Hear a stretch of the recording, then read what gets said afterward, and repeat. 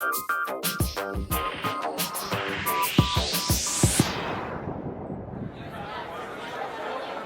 celebrated American scholar of Soviet and post-Soviet Russia. He's also a contributing editor at The Nation magazine. Stephen Cohen, great to have you in Toronto. I don't think anybody's ever called me celebrated. Well, certainly if I look at the books you've published... A lot of adjectives floating around, but celebrated I haven't heard. Thank you for having me. Well, here in Canada you are celebrated. Okay. Let's talk about tonight's debate. There's no doubt from your opponents a line here that, that you're going to hear, that the audience is going to hear, that this regime in Russia, its actions are beyond the pale. That in circa 2015, the world should respond aggressively and assertively to the Russian actions that we've seen in Crimea and in the eastern Ukraine. How do you respond to their kind of hardline stance? It's beyond hardline. It's reckless. To respond to this crisis, which, by the way, Russia didn't create, the West did, but that's a separate debate, would be to flirt with the danger of nuclear war. And the Russians have made this clear. And it's the first time I've heard that talk, and I've been around a while, since the Cuban Missile Crisis. So that tells us where we're at. I think anyone who thinks that the Putin regime, as they refer to it, and he's been so preposterously demonized in the West, particularly in the United States, and I think in Canada. They're a little calmer about him in Europe, with the exception maybe of Poland, or half of Poland, I should say. This is not a monstrous regime in Moscow. This is a traditional Russian regime.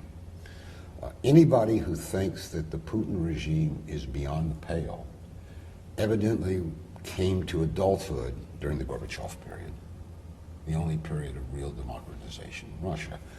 And Ms. Applebaum and Mr. Kasparov were born and lived during the Soviet period. So why they would think this regime is beyond the pale? This is something they've conjured up out of their own misreading of history, their own, I think, ideology. And I think in the case probably of Mr. Kasparov, resentments, which I understand because he's a Russian. He's a very disappointed man. Things in Russia didn't go the way he felt they would go in the 1990s. But I think any rational person understands that the crisis in Ukraine, and that's mainly what they're talking about, though they have other resentments against Putin, is something at a minimum, we would say, both sides are responsible for, Russia and the West. And that means if both sides are responsible, there's a territory to negotiate this crisis. But my opponents don't want to negotiate, and if we follow the logic of what they say, they want to go to war. And it's almost as though they want a showdown, be it military or not, with this hated Putin. And that worries me because that's not the way we should be thinking about conflict in the world today. How do you see that showdown potentially happening? Is this about the Baltic states? Is it about the situation in the Ukraine right now? Is it something else entirely? So far as I can tell, on the ground, empirically, in reality, Russia represents no threat to the Baltic states whatsoever. This notion that somehow Ukraine is also about the Baltics was conjured up by those members of NATO that have wanted actually for 15 years, but have been prohibited from doing so by an agreement with Russia to move frontline permanent NATO military infrastructure and bases to the Baltics right on Russia's borders. We, the West, signed an agreement when NATO was expanded that there would be no such bases that close to Russia. And these people, and we know where they are, the countries they're in. I mean, can we name names? It's not a secret. It's the 3 Baltic countries themselves. They would love to have NATO bases there. Everybody wants NATO bases. It's great for the economy. You don't have to pay for your own defense. Lots of Americans come and spend dollars. Merchants do well. It's a windfall, but it's reckless militarily. But it's coming from the Baltics. It's coming from Poland. It's coming now from Sweden, which is not a member of NATO, but there's a strong faction in Sweden that wants to be a member of NATO, so that if it can show the threat to the Baltics is real because it's kind of hard. You remember the crazy, they thought they saw a submarine in the lagoon, and they never found it. But they're running these fictitious threat operations. The Russians are coming, the Russians are coming. It isn't true. Now, Ukraine is horribly serious. It's a new Cold War right on Russia's borders. So you ask, how do you see this thing having a bad resolution, which would be some kind of war between the United States, NATO, and Russia? It would go like this, using the situation as it is today. There's very strong pressure on President Obama to send $3 billion worth of weapons to Kiev to fight against the Russian-backed rebels in the east. Of course, Ukraine has no army. It's been defeated twice by the rebels, so it's not clear who would use these weapons. Probably the battalions, but the battalions are ultra-nationalist ideological fighters, and I'm not sure you want to give them weapons. But Moscow perceives this escalation of arming Kiev as requiring a military reaction. What would that military reaction be? Well, if you read the Russian press, and they speak openly about this, the generals are telling Putin, if the Ukrainian military is rebuilt and rearmed to that degree, the defensible front line geographically that the rebels have, that's where the ceasefire is now, essentially from Lugansk, and it's basically the inner part of the Donbass. It's not defensible. So they're saying to Putin, Vladimirovich, Mr. President, we need to help the rebels extend their defensible front line. That would be at a minimum to Mariupol, because it's on the sea. Then they would have the seaport. And it could be, the generals are arguing, to Odessa. Just take the whole of this Donbass Ukrainian region. Now, the West would have to react to that. So I'm guessing NATO would enter Western Ukraine. So you now have NATO, the United States in effect. NATO is ours, if you don't mind. We pay for it.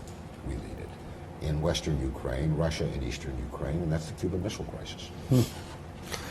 The analogies of the Second World War are going to be brought up in this debate. People are going to say this isn't about isolation versus engagement. This is about appeasement versus containment. Anne Applebaum and Gary Kasparov on their containment side. You're arguing for appeasement. No, I'm arguing for détente. We've been through this before. We went through it with the Soviet Union. I was on a committee in the United States formed by CEOs of American corporations, big ones, IBM, companies like that, PepsiCo, that wanted to trade with the Soviet Union and understood that trade requires some kind of political buffer. We can't constantly be getting so furious that we resort to sanctions, as we did then and we've done today. And détente ultimately was triumphant after a lot of defeats because of all people, Ronald Reagan embraced it, and he and Gorbachev embraced a détente so expansive that they thought, wrongly as it turns out, that they had ended the Cold War forever. People who talk about appeasement and the analogy with Munich, the analogy with Hitler, I mean, their brains froze in 1938. I mean, can't they think of some other historical analogy? This isn't serious history. It's not serious political analysis, and it's reckless foreign policy making. Putin's not expansive. He's not Hitler. And it's not clear what our political leaders think, but we know one thing, that the Chancellor of Germany and the President of France, Merkel and Hollande, went into an absolute panic in February when they realized that the Americans, Washington, were serious about arming Kiev. John McCain. They thought it was just typical American rhetoric, that we talk a lot and we don't do anything. And that normally that is what we do. But they became convinced that it was going to happen, and then they flew quickly to Minsk and Washington and all these places and signed the Minsk Accords. So as we talk today, the hope is that the Minsk agreement, which is ceasefire, pull back artillery so they can't hit the cities of the Donbass, Kievs, but above all, the political negotiations. Now, Poroshenko, the president of Ukraine, signed this, and a few days ago he violated it by passing some laws that are completely contrary to what he signed, and Merkel is absolutely furious, and Milan. But it's now political, if you see what I mean. We're now at the tripping point. We have a chance to negotiate, all the parties involved, but the enemies of Minsk, and these are the people who seem to want this showdown with Russia, they are very powerful, and they are represented at your debate here in Toronto tonight. Though I don't know how grown-ups who know what these two people know and have lived the life they've lived could work themselves into this really irrational anger. It's about Putin somehow. Well, just finally, talk to us about why do you think there's a faction out there, in your view, who wants this showdown? I mean, as you mentioned, nuclear weapons are involved here. These are nuclear powers potentially facing off. The risks seem very high. Where does this come from? Is it what is the agenda that you believe is pushing your opponents forward here? Let me not talk about Ms. Applebaum and Mr. Kasparov, because I don't know how they've talked themselves into this position. I mean, everybody has an autobiography. I mean, Kasparov was once a Soviet hero. I mean, he was a legendary figure in the Soviet Union. I mean, though he's not Russian by origins, he's a kind of Russian culturally. And Applebaum is a very eminent figure who has a long history of writing about Russia. So they've talked themselves into it. You ask me how I know there are people who want a showdown with Putin, even if it's military, because they say so. They talk about these weapons being defensive and not offensive, but I have no idea what a defensive weapon is unless it's a tank cannon that can only shoot in one direction, or it's a rifle without bullets, or I don't know what it is. It's nonsense. Everybody knows that. They want to escalate what is already a military crisis. They want to escalate. To what purpose?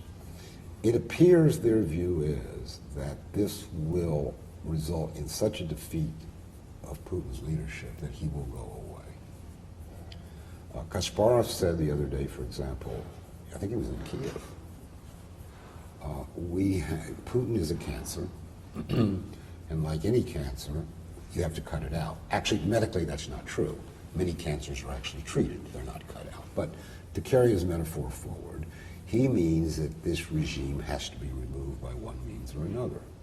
So if he was sitting here, I'd say, Gary, so NATO military action to remove it? And I'm sure he'd say, if possible, why not?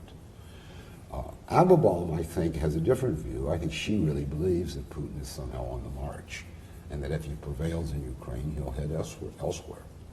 So the showdown is in their minds. It's certainly in Senator McCain's mind. And by the way, don't make a mistake here in Toronto thinking it's McCain. It's the entire United States Congress. Only of the 3 votes on shipping the weapons, and I do agree it's a tripwired escalation, maybe war, in both houses, 4 votes over 4 or 5 months, only 48 members of the House voted against. No members of the Senate. So there are 500 senators, less than 5%. There is no political opposition to this, substantial, in the United States. So it's not just McCain. Washington seems to want a showdown with Putin. Great. Well, that is a somber note to end this interview Well, and start what should be a fabulous debate this evening. Well, to defend my own country, I hear that this point of view is quite strong in Canada as well. I but think not it is. living here, I can't say firsthand. Well, you'll get a definite flavor for it tonight. Stephen Cohen, thank you for coming to Toronto. Thank you for being part of this Thanks debate. for having me. My Pleasure to have you here. Look forward to it. Great.